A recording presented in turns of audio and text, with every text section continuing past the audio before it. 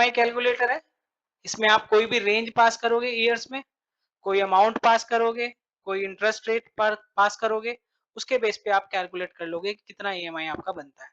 Hello दोस्तों, स्वागत करता हूं आप सभी का अपने यूट्यूब चैनल सिस्फो शिक्षा में।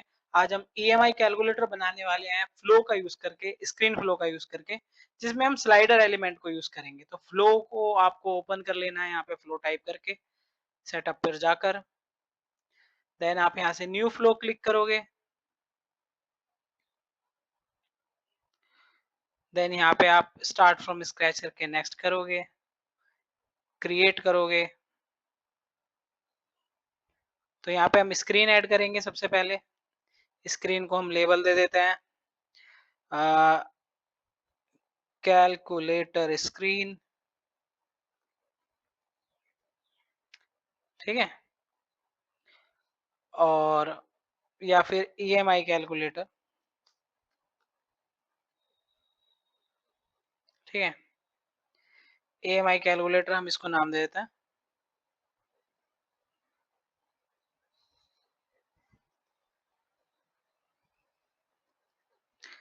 ओके, अब हमें क्या करना है, हमें 3 एलिमेंट यहाँ पे ड्रॉप करने होंगे स्लाइडर टाइप के। स्लाइडर टाइप के जो एक तो हमारा सबसे पहले दिखा रहा होगा कि टेन्योर क्या है, टेन्योर,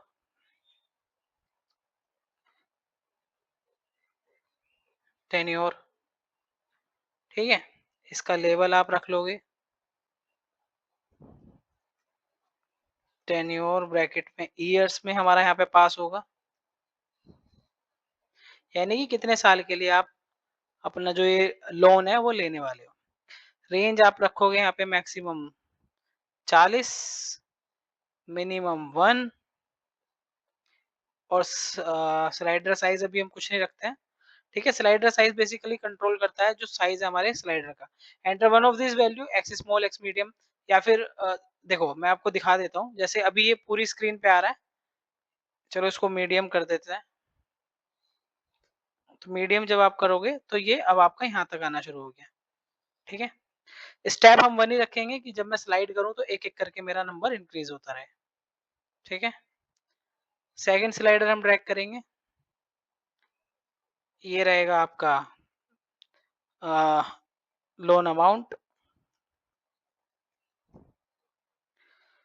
इसका नाम हम रखते हैं लोन अमाउंट।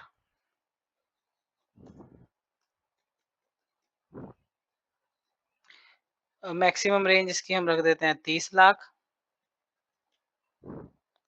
मिनिमम रखते हैं 25,000, ये भी मीडियम कर देते हैं।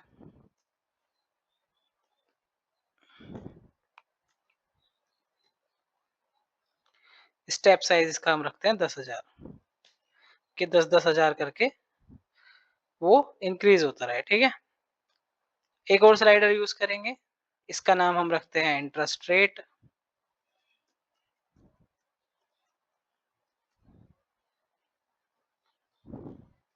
इंटरेस्ट रेट,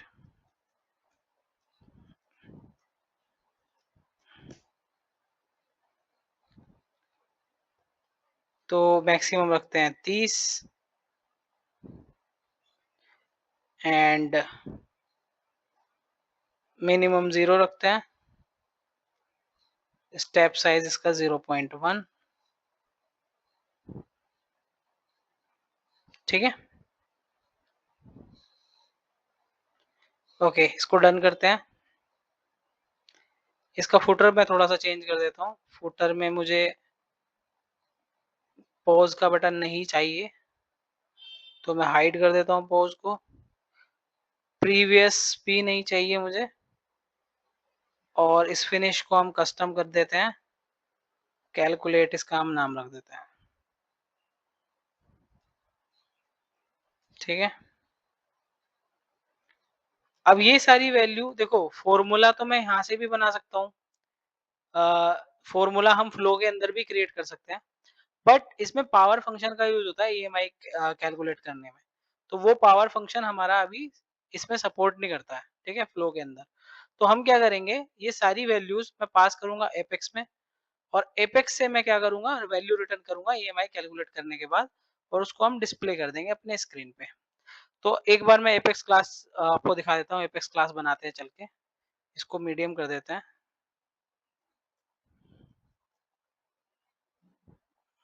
ठीक है, चलते हैं एपेक्स क्लास पे। एपेक्स क्लास लिखते हैं हम अपनी, यहाँ से न्यू एपेक्स क्लास बनाएंगे जिसका हम नाम रखेंगे ईएमआई कैलकुलेटर। स्पेलिंग मिस्टेक हो गई शायद, कैलकुलेटर फ्लो। ओके, तो ये क्लास मैंने बना ली। अब क्लास में सबसे पहली चीजें क्या हैं जो हमें यहाँ पे चाहिए, तो हम वहां से जो इनपुट पास कर रहे हैं वो क्या क्या कर रहे हैं, उसके लिए मैं एक इनर क्लास बना लूंगा यहाँ पे, पब्लिक क्लास ईएमआई इनपुट। और इसके अंदर हम क्या करेंगे, 3 इनपुट डिक्लेयर करेंगे अपने। किसका यूज करेंगे, इनवोकेबल का। इनवोकेबल हम क्यों यूज करते हैं, जब भी हम अपनी क्लास को फ्लो के थ्रू या फिर किसी प्रोसेस बिल्डर के थ्रू हम यूज करने वाले हैं, तो हम वहां पे इनवोकेबल वेरिएबल का यूज करते हैं।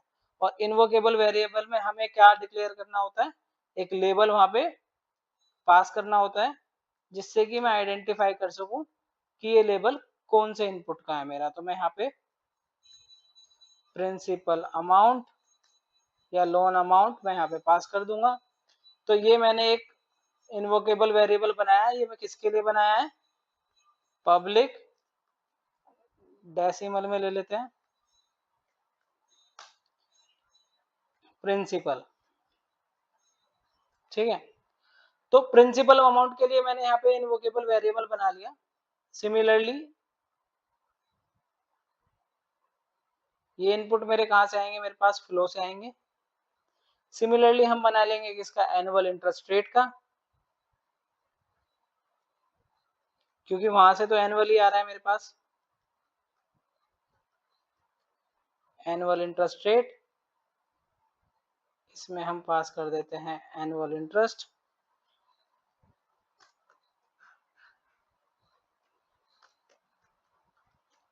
ठीक है, थर्ड है मेरा टेन्योर, और टेन्योर मैं किस में पास कर रहा हूँ, ईयर्स में। टेन्योर ईयर्स, यहाँ पे हम लिख देते हैं टेन्योर इन ईयर्स, इन ईयर्स। ठीक है गाइस, तो 3 मैंने यहाँ पे वेरिएबल डिक्लेयर करे इनवोकेबल वेरिएबल का यूज करके। इनवोकेबल वेरिएबल मैंने क्यों यूज किया है, क्योंकि मैं फ्लो से इनको क्या करूंगा, वैल्यू पास करूंगा। अगर मैं इन्हें इनवोकेबल नहीं बनाऊंगा तो मैं इनको फ्लो से एक्सेस नहीं कर पाऊंगा। अब जैसे मैंने ये ईएमआई इनपुट की एक क्लास बनाई, उस तरीके से एक क्लास हम और बनाएंगे यहाँ पे, वो रहेगी अपनी ईएमआई आउटपुट की। आउटपुट भी तो हमें स्टोर करना होगा कहीं पे। जो आउटपुट हम यहाँ पे कैलकुलेट करने के बाद लेकर जाएंगे फ्लो पे डिस्प्ले करने के लिए, उसको हम यहाँ पे एक और इनवोकेबल वेरिएबल बना लेते हैं।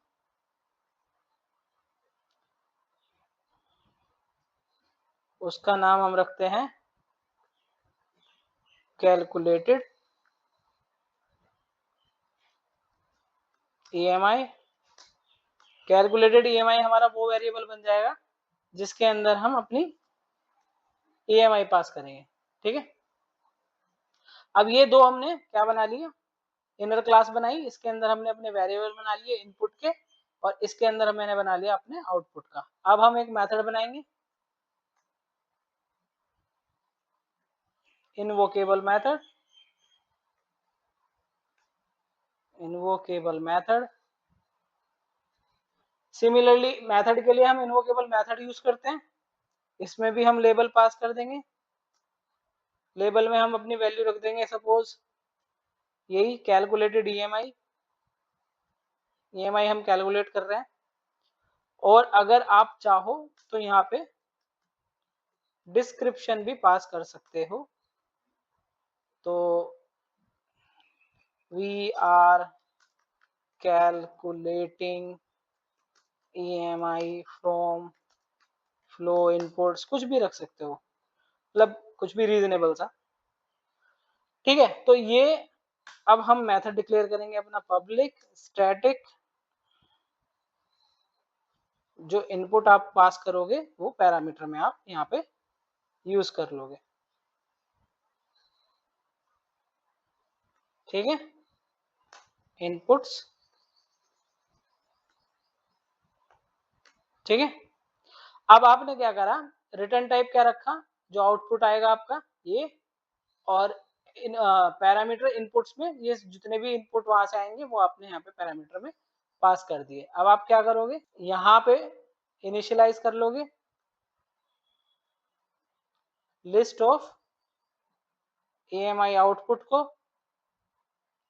और सबसे पहले रिजल्ट स्टोर कराने के लिए हम ये डिक्लेयर कर लेते हैं अपनी list, so that in future we will store the result in this list। ठीक है, एंड एक लूप चलाओगे आप, for each loop. For each loop आपका किस पे चलेगा, जितने भी आपके EMI के इनपुट आपने पास करे हैं। ठीक है, इनपुट किस पे चलेगा ये लूप, इनपुट्स पे।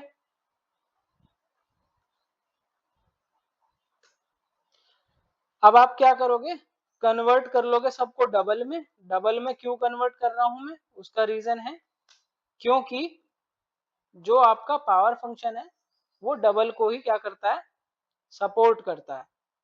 इसके अलावा वो किसी को सपोर्ट नहीं करता। जो पावर फंक्शन में यूज करूंगा इनपुट डॉट प्रिंसिपल। ठीक है, ये मैंने पी के अंदर स्टोर करा ली इसकी वैल्यू।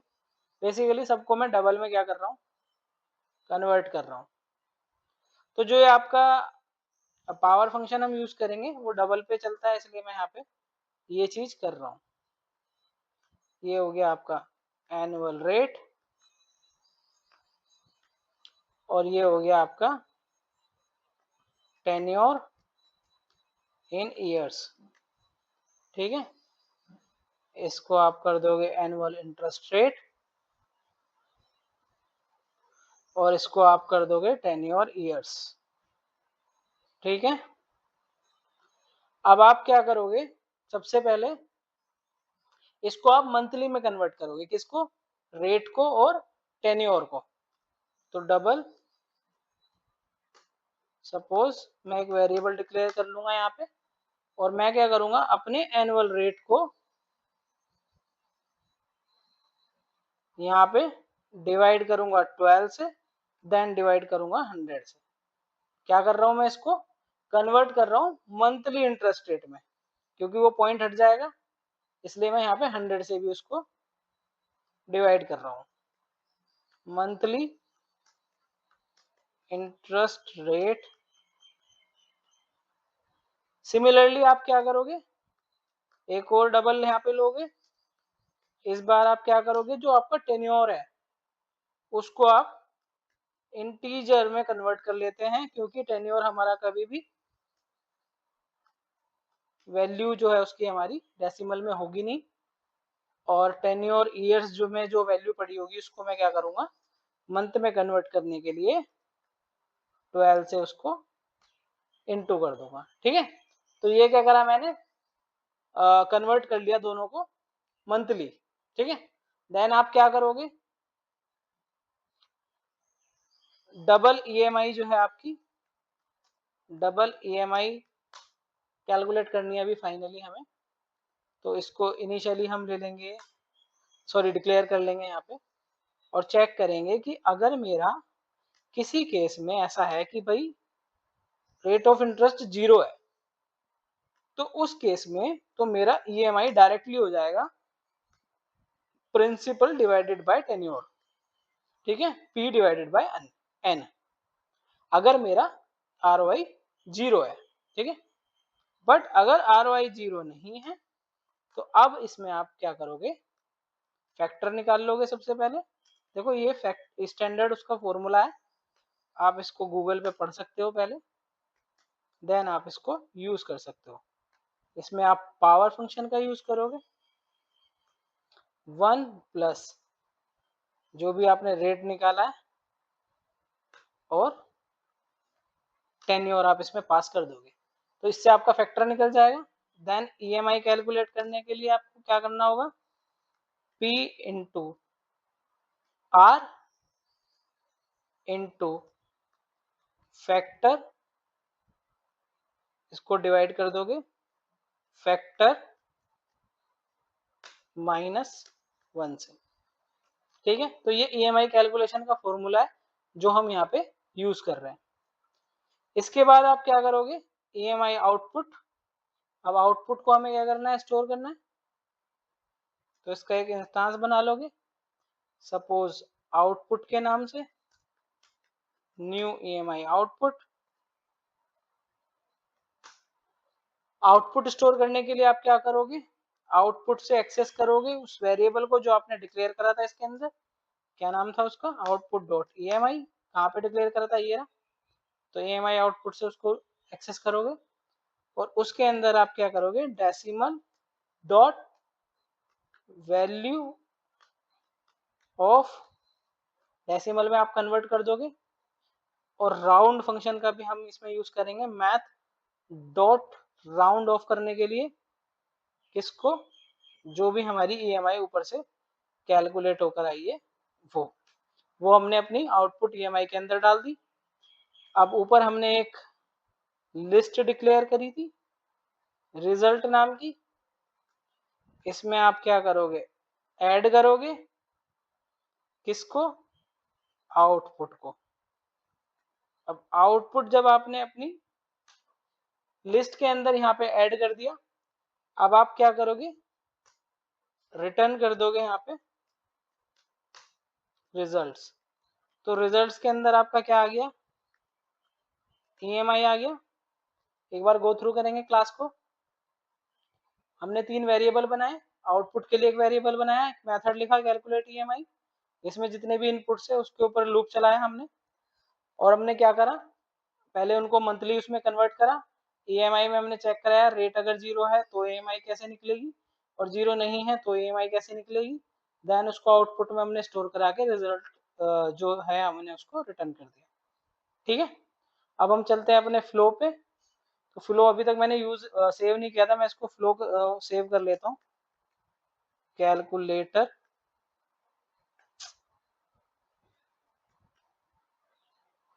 ठीक है, this flow is use to calculate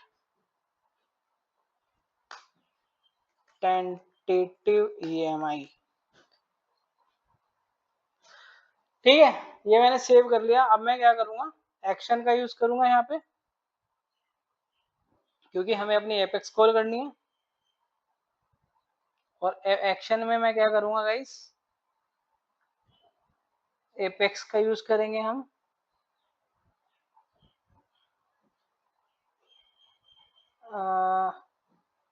एक बार मैं इसको रिफ्रेश कर लेता हूँ, शायद अभी वो यहाँ पे शो नहीं हो रही है।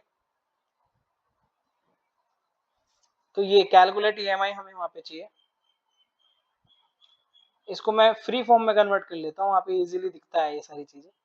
तो एक्शन में ड्रैग करते हैं और यहाँ पे category apex action calculate EMI, इसको सेलेक्ट कर लेते हैं, कैलकुलेट ईएमआई। ठीक है, अब ये जो जितने भी वेरिएबल थे मेरे, annual interest, principal amount, tenure, ये सब मेरे यहाँ पे आने स्टार्ट हो गए। इनमें मैं वैल्यू असाइन करूंगा अपने फ्लो से।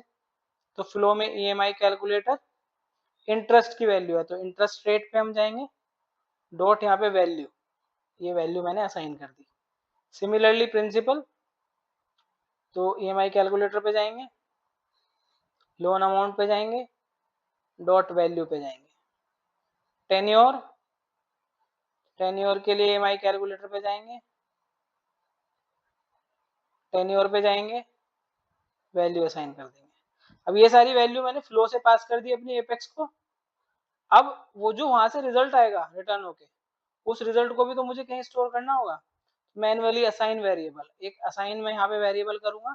कैलकुलेट ईएमआई करने के लिए एक वेरिएबल डिक्लेयर कर लेते हैं यहाँ पे, वेरिएबल कैलकुलेटेड रिजल्ट, या फिर कैलकुलेटेड ईएमआई इसका नाम रख लो। इसके अंदर हम अपनी कैलकुलेटेड ईएमआई डाल देंगे। डेटा टाइप इसका रख लो आप, नंबर रख लो, ठीक है। अवेलेबल फॉर आउटपुट, और इसको डन कर दो। अब ये जो आपने कैलकुलेटेड ईएमआई बताया है, इसके अंदर आपका क्या आ जाएगा, रिजल्ट आ जाएगा। इसको डन करेंगे तो इनको कनेक्ट कर देंगे सबसे पहले आपस में। अब जो रिजल्ट हमने स्टोर कराया है उसको डिस्प्ले करने के लिए एक और स्क्रीन का यूज करेंगे। ये हमारी रहेगी शो सक्सेस, नाम रख देते हैं स्क्रीन का। इस पे हमें डिस्प्ले करना है अपना रिजल्ट, तो डिस्प्ले टेक्स्ट हम यूज करेंगे, और शो ईएमआई इसका नाम रख देते हैं। और यहाँ पे हम अपना टेक्स्ट सपोज टेंटेटिव ईएमआई, क्या आपकी ईएमआई रही, तो वो ईएमआई हमने जिस वेरिएबल के अंदर स्टोर कराई थी कैलकुलेटेड ईएमआई, उसका हम यूज कर लेंगे। यहाँ पे थोड़ा सा स्पेस में यहाँ पे छोड़ देता हूँ, और इसको हम थोड़ा सा स्टाइलिंग दे देंगे। इसको बोल्ड कर देते हैं, सेंटर कर देते हैं अलाइनमेंट, और इसको हम कलरफुल कर देते हैं, ठीक है। फुटर में इसका हम पोज को हाइड कर देंगे, क्योंकि हमें पोज का बटन नहीं चाहिए। और ये हम इसको डन करके कनेक्ट करेंगे, सेव करेंगे, और इसको एक्टिवेट कर देंगे। अब एक बार फ्रंट एंड पे चल के देखेंगे। सपोज होम पेज पे हम उसको यूज करेंगे, तो एडिट पेज करेंगे यहाँ से, और अपना फ्लो ऐड कर देंगे। यहाँ पे अपने फ्लो का नाम सेलेक्ट कर लेंगे, इसको सेव करेंगे, बैक करके इसको एक बार चेक करेंगे। तो आप देख रहे हो ये स्लाइडर विजिबल होने स्टार्ट हो गए। मैं यहाँ पे कोई रेंज सेलेक्ट करता हूँ, सपोज 15 ईयर्स का मैं कोई लोन ले रहा हूँ, कुछ पर्टिकुलर अमाउंट में यहाँ पे सेलेक्ट कर रहा हूँ, और इंटरेस्ट रेट में यहाँ पे पास कर रहा हूँ। कैलकुलेट करूंगा तो जो भी ईएमआई होगा मेरा, वो यहाँ पे विजिबल होना स्टार्ट हो जाएगा। प्रीवियस करके मैं इसको क्या कर सकता हूँ, किसी और रेंज में भी चेक कर सकता हूँ, ठीक है।